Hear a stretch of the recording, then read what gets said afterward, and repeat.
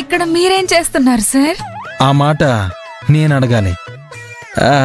తమరు ఇక్కడేం చేస్తున్నారండి? అంటే అది చెప్పిందేంటి, నువ్వు చేస్తుందేంటి? నీ కళ్ళు ఆ ఇంటి మీద ఉండాలి, నీ ధ్యాస నేను చెప్పిన పని మీద ఉండాలి, ఫోన్ మీద కాదు. అలాగే సార్. చూడు, నీకు అప్పగించిన పని చాలా ముఖ్యమైంది. దాన్ని నువ్వింత నిర్లక్ష్యంగా తీసుకుంటావని నేను అస్సలు అనుకోలేదు. సారీ సార్, ఇక నుంచి శ్రద్ధగా ఆ ఇంటినే గమనిస్తూ ఉంటాను. మనకి ఎప్పుడు ఎట్నుంచి ఏ అవకాశం వస్తుందో ఎప్పుడూ తెలీదు. ఆ అభి బతుకుందో లేదో తెలుసుకోవడం చాలా అవసరం. నువ్వు ఏమాత్రం నిర్లక్ష్యంగా ఉన్నా ఆ అభిని ఆధారాలతో పట్టుకునే అవకాశం మిస్ అయిపోతాం. అందువల్ల నువ్వు చాలా అలర్ట్గా ఉండాలి. అలాగే సార్. నేను వెళ్ళగానే మళ్ళీ రీల్ స్టార్ట్ చేసావనుకో.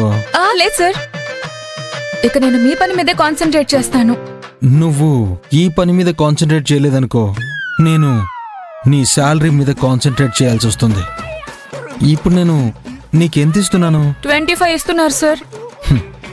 ఇక నుండి అందులో 5000 కట్.